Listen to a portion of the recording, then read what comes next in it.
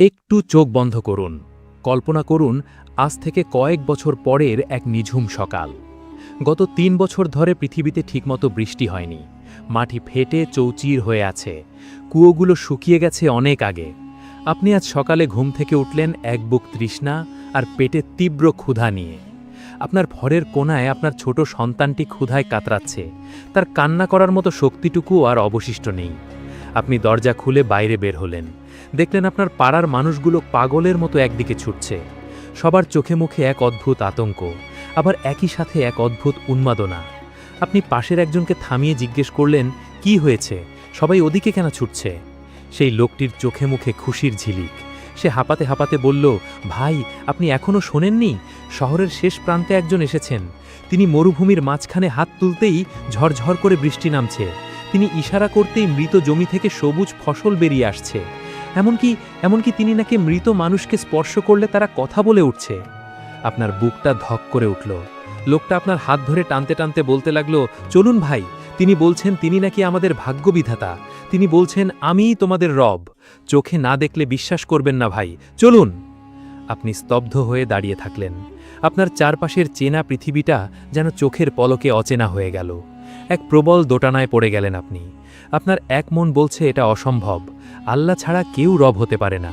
কিন্তু আপনার অন্য মন, আপনার ক্ষুধার্ত পেট আর আপনার তৃষ্ণার্ত পরিবার ফিসফিস করে বলছে, যদি সত্যিই তিনি সাহায্য করতে পারেন, যদি একবার গিয়ে দেখলে ক্ষতি না হয়। এই যে একটা মুহূর্ত, এই একটা সিদ্ধান্তই স্থির করে দেবে আপনি জান্নাতের পথে হাঁটবেন নাকি চিরস্থায়ী জাহান্নামের অতল গহ্বরে হারিয়ে যাবেন। প্রিয় ভাই ও বোনেরা, এই দৃশ্যটি কোনো সায়েন্স ফিকশন মুভির গল্প নয়। এটি সেই চরম বাস্তব যা মানবজাতির ইতিহাসের সবচেয়ে বড় পরীক্ষা হিসাবে আমাদের সামনে আসতে চলেছে। আজ থেকে ১৪০০ বছর আগে মরুভূমির তপ্ত বালিতে দাঁড়িয়ে বিশ্বনবী হজরত মোহাম্মদ সাল্লাল্লাহু আলাইহি ওয়াসাল্লাম তার উম্মতকে সতর্ক করে বলেছিলেন, আদম আলাইহিসসালামের সৃষ্টি থেকে শুরু করে কিয়ামত পর্যন্ত দাজ্জালের ফিতনার চেয়ে বড় কোনো ফিতনা আর নেই। মুসলিম। প্রতিটি নবী তাদের উম্মতকে দাজ্জাল সম্পর্কে সতর্ক করেছেন, কিন্তু আমাদের নবী মোহাম্মদ সাল্লাল্লাহু আলাইহি ওয়াসাল্লাম দাজ্জালের এমন কিছু নিখুঁত বর্ণনা দিয়েছেন যা অন্য কোনো নবী দেননি। কেন? কারণ আমরাই হয়তো সেই শেষ জামানার মানুষ যাদের এই ভয়ঙ্কর পরীক্ষার মুখোমুখি হতে হবে। আজকের এই ভিডিওতে আমরা কেবল কিছু শুকনো তথ্য নিয়ে আলোচনা করব না, বরং আমরা সহিহ হাদিসের মানচিত্র ধরে সেই সময়টার ভেতরে প্রবেশ করব।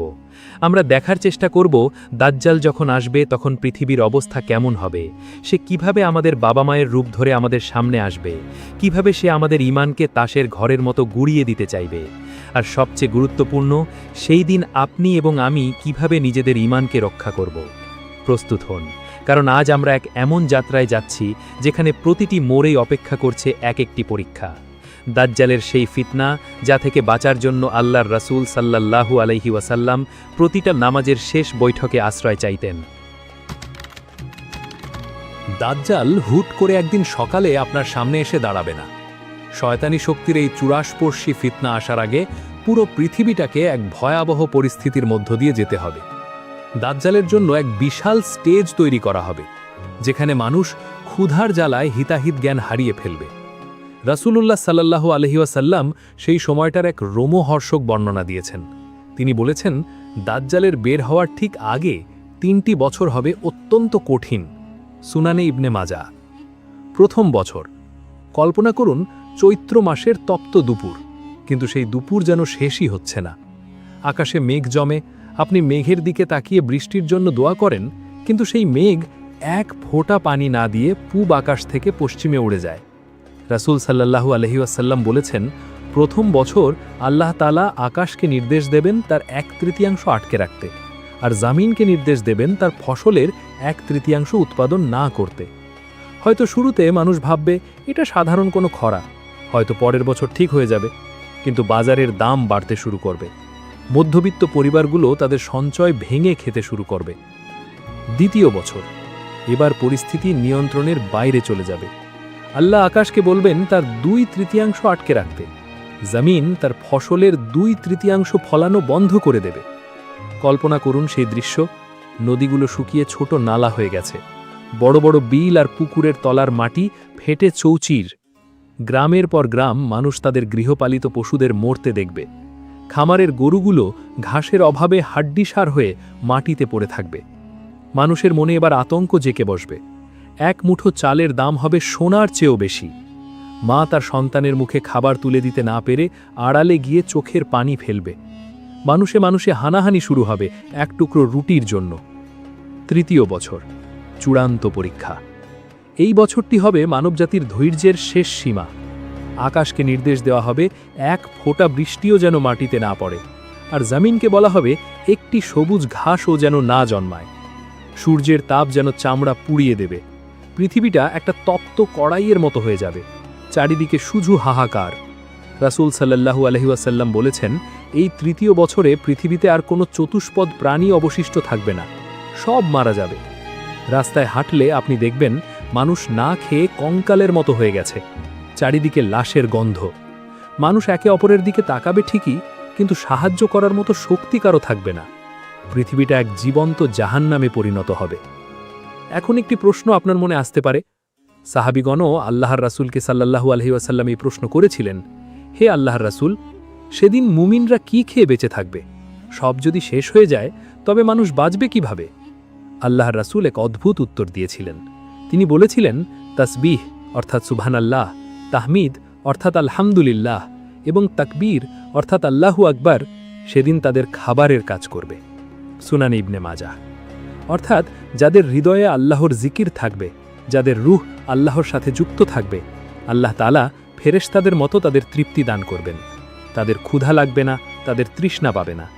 কিন্তু যাদের অন্তরে ঈমান নেই, যারা শুধু দুনিয়ার ভোগ বিলাসে মত্ত ছিল, তাদের কি হবে? তারা পাগল হয়ে এক ফোঁটা পানি খুঁজবে। তারা এক টুকরো রুটির জন্য নিজের আত্মাকে বিক্রি করতেও রাজি হয়ে যাবে।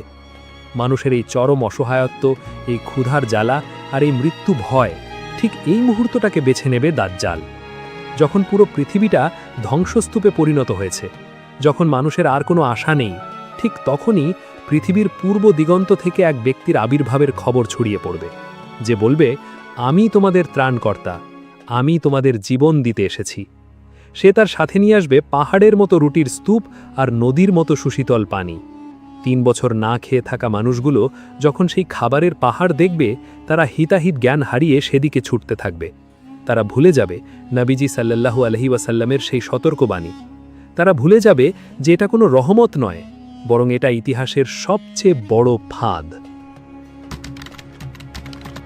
পৃথিবী যখন দুর্ভিক্ষের শেষ সীমায়, ঠিক তখন খবর আসবে সে বের হয়েছে, সে আসছে। হাদিস অনুযায়ী দাজ্জাল বের হবে পূর্ব দিকের কোনো এক এলাকা থেকে, যার নাম হবে খোরাসান। এরপর সে পারস্যের ইস্পাহান নামক স্থানে আসবে, যেখানে 70,000 সশস্ত্র সৈন্য তার জন্য অপেক্ষা করবে। তারা সবাই তার অনুসারী হবে। সাহি মুসলিম। এখন কল্পনা করুন, আপনি সেই বিশাল জনসমুদ্রের মাঝে দাঁড়িয়ে আছেন। ভিড় ঠেলে সামনে তাকালেন। দাজ্জাল দেখতে কেমন? রাসূলুল্লাহ সাল্লাল্লাহু আলাইহি ওয়াসাল্লাম তাকে এতটাই নিখুঁতভাবে বর্ণনা করেছেন যে তাকে চিনে নিতে কোনো মুমিনের ভুল হওয়ার কথা নয়। সে হবে একজন সুঠামদেহী টকবগে যুবক। গায়ের রং হবে লালচে সাদা। তার চুলগুলো হবে অত্যন্ত কোকড়ানো ও ঘন। কিন্তু তার সবচেয়ে বড় পরিচয় হবে তার চোখ। তার ডান চোখটি হবে অন্ধ, একদম কানা, যেন একটি ফুলে থাকা আঙুরের মতো। সবচেয়ে অদ্ভুত বিষয় কি জানেন? তার 2 চোখের মাঝখানে কপালে স্পষ্ট অক্ষরে লেখা থাকবে কাফির। রাসূল সাল্লাল্লাহু আলাইহি ওয়াসাল্লাম বলেছেন, আরব অনারব, শিক্ষিত বা নিরক্ষর, প্রতিটা মুমিন ব্যক্তি এই লেখাটি পড়তে পারবে। সাহি মুসলিম। এখন প্রশ্ন হল, কপালে কাফির লেখা থাকার পরেও মানুষ কেন তার পেছনে ছুটবে? কেন মানুষ তাকে রব বলে মেনে নেবে? কারণ দাজ্জাল আসবে এমন কিছু অবিশ্বাস্য ক্ষমতা নিয়ে, যা দেখে মানুষের যুক্তি আর বুদ্ধি হার মেনে যাবে। দাজ্জাল যখন পৃথিবী ভ্রমণ করবে, তার গতি হবে বাতাসের তাড়িত মেঘের মতো। সে মরুভূমির বুক চিরে ছুটবে। রাসূল সাল্লাল্লাহু আলাইহি ওয়াসাল্লামকে যখন জিজ্ঞেস করা হলো তার গতির কথা, তিনি বললেন, বাতাস যেভাবে মেঘকে উড়িয়ে নিয়ে যায়, তার গতি হবে ঠিক তেমন। সাহি মুসলিম। সে পৃথিবীর প্রায় সব জায়গায় পৌঁছে যাবে মাত্র 40 দিনের মধ্যে। এই 40 দিনের প্রথম দিনটি হবে 1 বছরের সমান লম্বা, দ্বিতীয় দিনটি হবে 1 মাসের সমান লম্বা, তৃতীয় দিনটি হবে 1 সপ্তাহের সমান লম্বা, আর বাকি দিনগুলো হবে আমাদের সাধারণ দিনের মতো।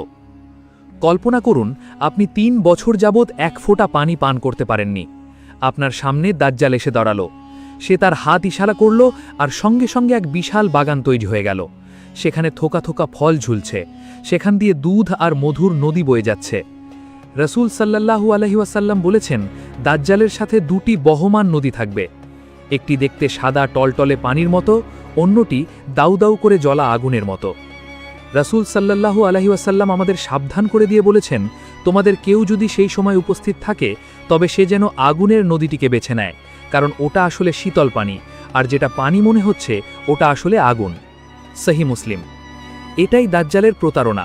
সে যা দেখাবে বাস্তবতা হবে তার ঠিক উল্টো।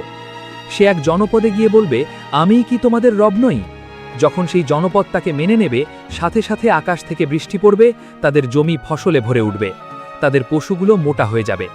আর যারা তাকে অস্বীকার করবে তাদের ওপর নেমে আসবে ভয়াবহ দুর্ভিক্ষ। তার ফিতনা এতটাই ভয়ঙ্কর হবে যে এক পর্যায়ে সে একজন যুবককে হত্যা করে আবার জীবিত করে দেখাবে। মানুষ বিস্ময়ে তাকে রব বলে মেনে নিতে শুরু করবে। প্রিয় দর্শক, এই দৃশ্যগুলো যখন ইউটিউব বা সিনেমায় দেখা হয় তখন বিশ্বাস করা সহজ, কিন্তু যখন আপনার চোখের সামনে এসব ঘটনা বাস্তবে ঘটবে তখন কি আপনার ঈমান একবারের জন্যও কাঁপবে না? রাসূল সাল্লাল্লাহু আলাইহি ওয়াসাল্লাম এই কারণেই বলেছেন, যখন তোমরা দাজ্জালের কথা শুনবে তখন তার কাছে যেও না, তার থেকে দূরে থেকো, কারণ তার ফিতনা এতই প্রবল যে একজন মুমিন হিসেবে তার কাছে যাবে, কিন্তু তার অলৌকিক কারিশমা দেখে সে দাজ্জালকে রব বলে মেনে কাফির হয়ে ফিরে আসবে। মানুষের কৌতূহলী হবে সেদিন তার ধ্বংসের মূল কারণ। এতক্ষণ আমরা দাজ্জালের অলৌকিক ক্ষমতা, তার রুটির পাহাড় আর তার জাদুকরী গতির কথা শুনেছি, কিন্তু এখন আমি আপনাকে দাজ্জালের এমন এক ফিতনার কথা বলবো যা শুনলে আপনার গায়ের লোম খাড়া হয়ে যাবে। এটি এমন এক পরীক্ষা যেখানে কেবল শক্তিশালী ঈমানদার ছাড়া সবার পা পিছলে যাবে। কল্পনা করুন, আপনি অনেক কষ্টে দাজ্জালের প্রথম ধাপের প্রলোভনগুলো পার করেছেন। আপনি তার রুটি খাননি, তার জাদুর পেছনে ছোটেননি। আপনি একা আপনার ঘরে বসে আছেন। আপনি ক্ষুধার্ত, আপনি ক্লান্ত, এবং সবচেয়ে বড় কথা, আপনি মানসিকভাবে একা। ঠিক এই সময় আপনার দরজায় কড়া নাড়ল কেউ। আপনি দরজা খুললেন, আপনার চোখ ভিজে উঠল, আপনার পুরো শরীর থরথর করে কাঁপতে শুরু করল, কারণ আপনার সামনে যে দাঁড়িয়ে আছে তাকে আপনি 5 বছর আগে নিজের হাতে কবরে শুইয়ে দিয়ে এসেছেন। তিনি আপনার বাবা অথবা আপনার গর্ভধারিণী মা। তিনি ঠিক তেমনভাবেই হাসছেন যেমনটা তিনি বেঁচে থাকতে হাসতেন। তার পরনে সেই পরিচিত পোশাক, তার গায়ে সেই ঘ্রাণ যা আপনি ছোটবেলা থেকে চিনে এসেছেন। তিনি আপনার কাছে এসে পরম মমতায় আপনার মাথায় হাত রাখলেন, বললেন, বাবা, তুই কেন এই কষ্ট সহ্য করছিস? কেন এই চরম দুর্ভিক্ষের মাঝে একা পড়ে আছিস?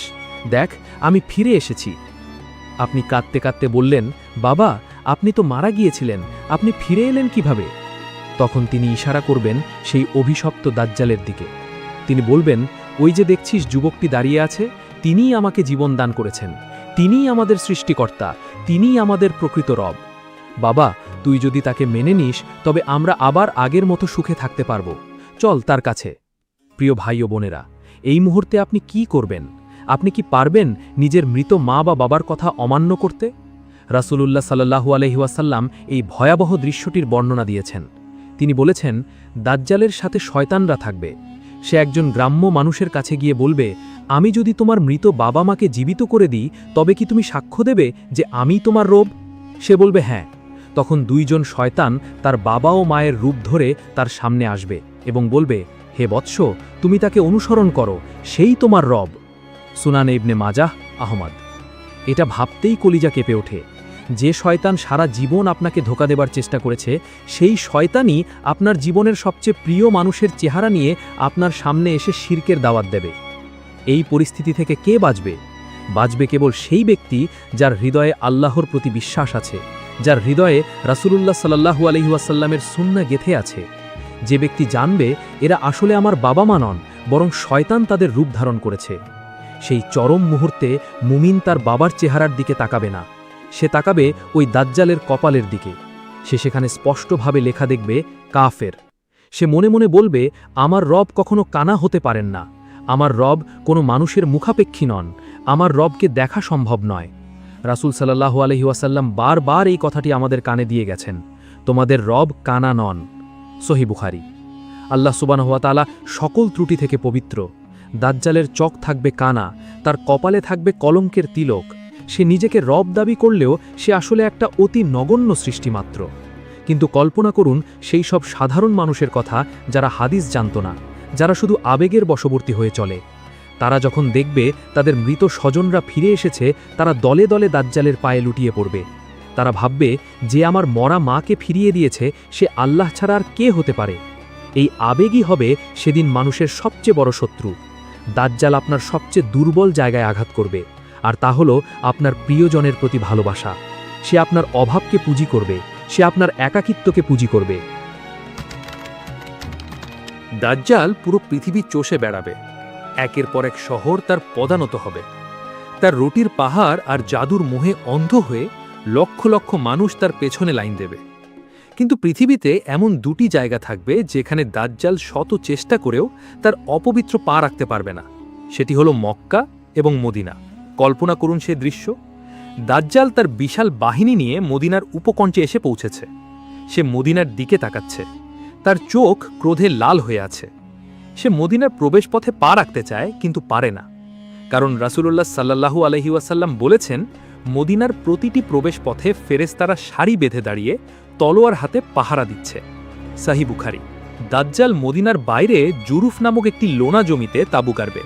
সে দূর থেকে মদিনার মসজিদে নববীর মিনার দেখবে এবং তার অনুসারীদের দিকে ফিরে বলবে, ওই যে দেখছো শ্বেতপ্রাসাদ, ওটি হলো আহম্মদ সাল্লাল্লাহু আলাইহি ওয়াসাল্লামের মসজিদ।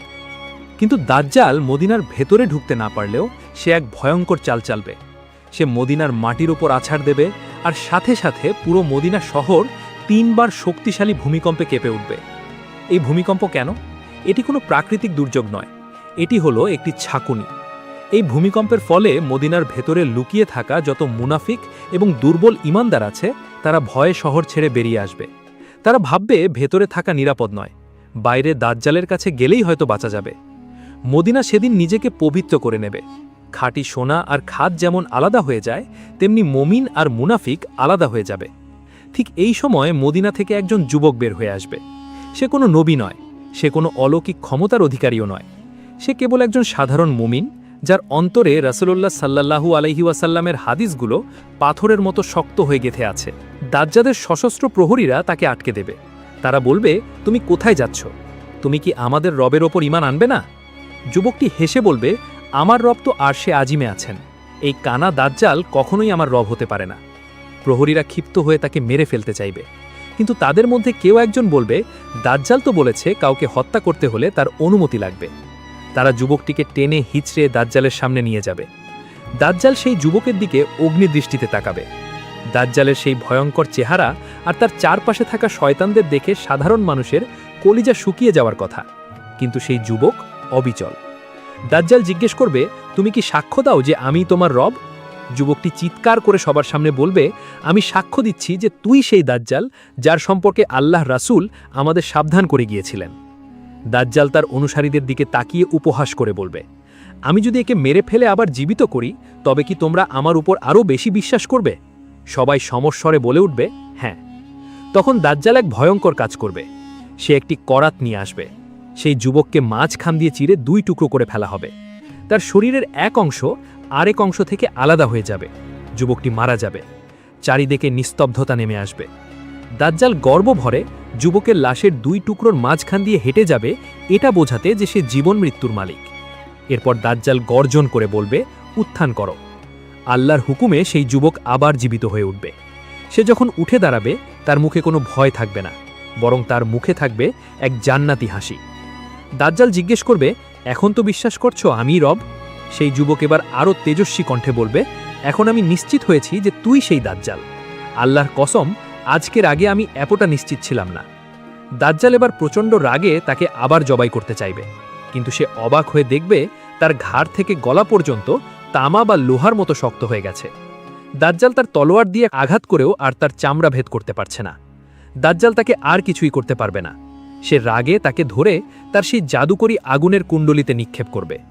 মানুষ ভাববে যুবকটি পুড়ে ছাই হয়ে গেছে, কিন্তু রাসূল সাল্লাল্লাহু আলাইহি ওয়াসাল্লাম বলেছেন মানুষ ভাববে তাকে আগুনে নিক্ষেপ করা হয়েছে, অথচ আল্লাহ সেটিকে তার জন্য শীতল ও নিরাপদ করে দেবেন।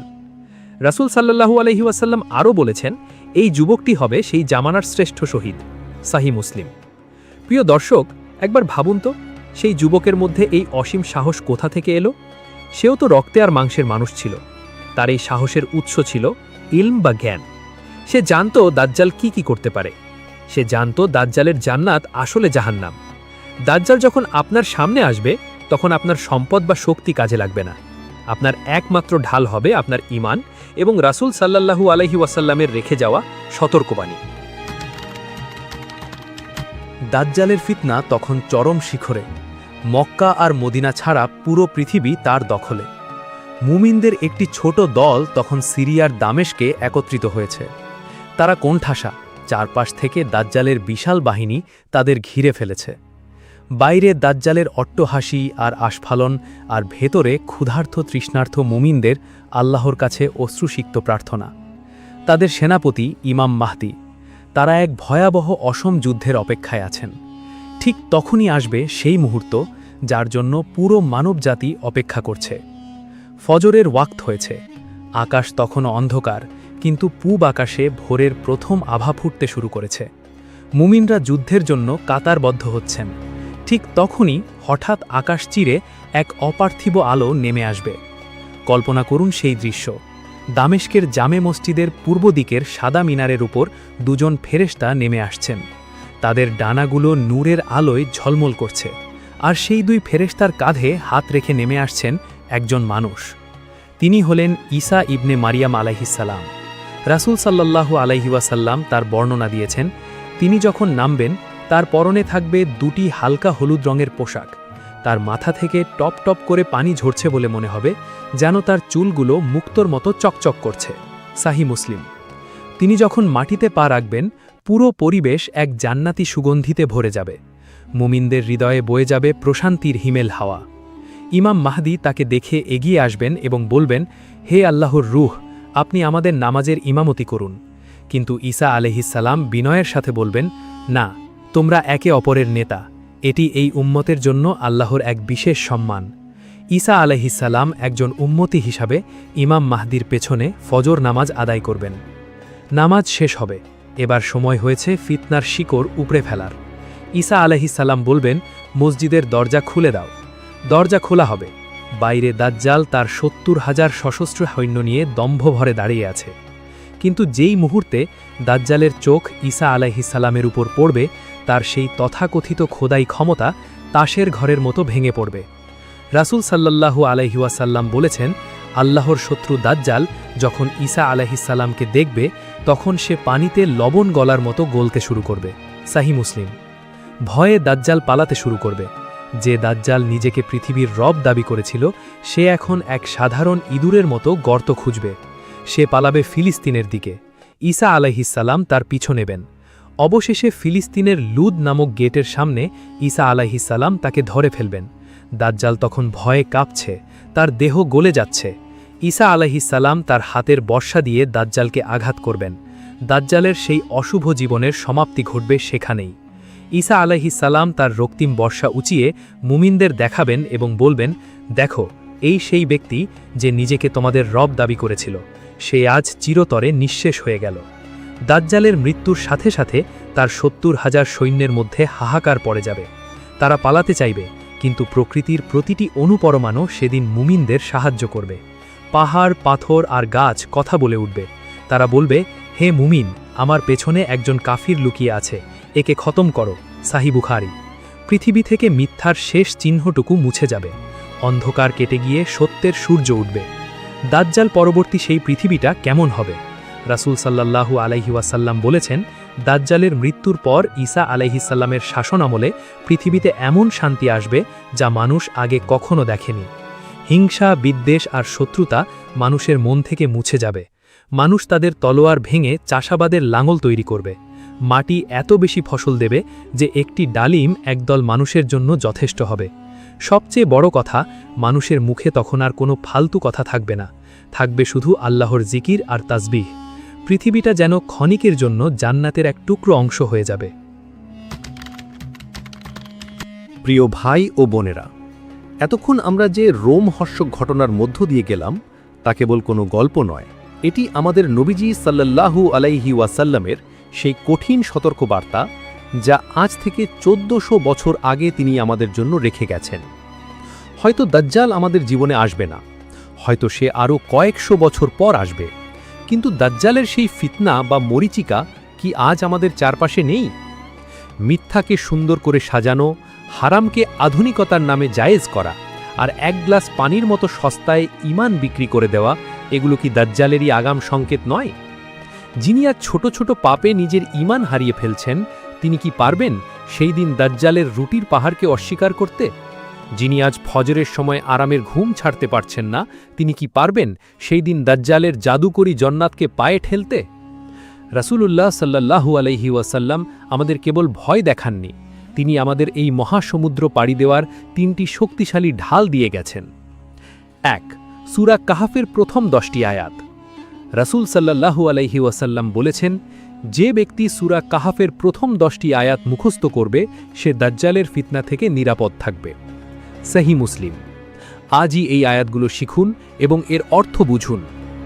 2. নামাজের সেই বিশেষ দোয়া। প্রতি নামাজের শেষ বৈঠকে তাশাহুদ ও দুরুদ পড়ার পর রাসূল সাল্লাল্লাহু আলাইহি ওয়াসাল্লাম এই দোয়াটি পড়ার নির্দেশ দিয়েছেন। আল্লাহুম্মা ইন্নী আউযু বিকা মিন আযাবি জাহান্নাম ওয়া মিন আযাবিল কবর ওয়া মিন ফিতনাতিল মাহইয়া ওয়াল মামাত ওয়া মিন শাররি ফিতনাতিল মাসিহিদ দাজ্জাল। এটি আপনার জীবনের প্রতিটি নামাজের অংশ করে নিন। 3. সহি ইলম ও ঈমান। দাজ্জাল আসার আগে আপনার হৃদয়কে বা আপনার তাজকিয়াকে মজবুত করুন, কারণ সেই দিন চোখ দিয়ে যা দেখা যাবে তা হবে মিথ্যা, আর ঈমান দিয়ে যা দেখা যাবে সেটিই হবে সত্য। সেই মুমিন যুবকের কথা মনে আছে, যাকে দাজ্জাল 2 টুকরো করেছিল? তিনি কোনো নবী ছিলেন না, তিনি ছিলেন আপনার আর আমার মতো একজন সাধারণ মুমিন। তার একমাত্র শক্তি ছিল তিনি তার নবীজির কথাকে বিশ্বাস করেছিলেন। আল্লাহ সুবহানাহু ওয়া তাআলা আমাদের সেই ঈমান নসিব করুন, আমাদের পরিবারকে দাজ্জালের ছায়া থেকে রক্ষা করুন, আর কিয়ামতের কঠিন দিনে আমাদের সেই দলের অন্তর্ভুক্ত করুন যারা মিথ্যার সামনে মাথা নত করেনি। আমিন। প্রিয় দর্শক, আজকের এই ভিডিওটি যদি আপনার হৃদয়ে সামান্যতম রেখাপাত করে থাকে, তবে এটি আপনার প্রিয়জনের সাথে শেয়ার করুন, কারণ দাজ্জালের ফিতনা সম্পর্কে মানুষকে সতর্ক করা আমাদের প্রত্যেকের দায়িত্ব। কমেন্টে দাজ্জাল সম্পর্কে আপনার মতামত জানাতে ভুলবেন না। পরবর্তী ভিডিওতে আবার দেখা হবে ইনশাআল্লাহ।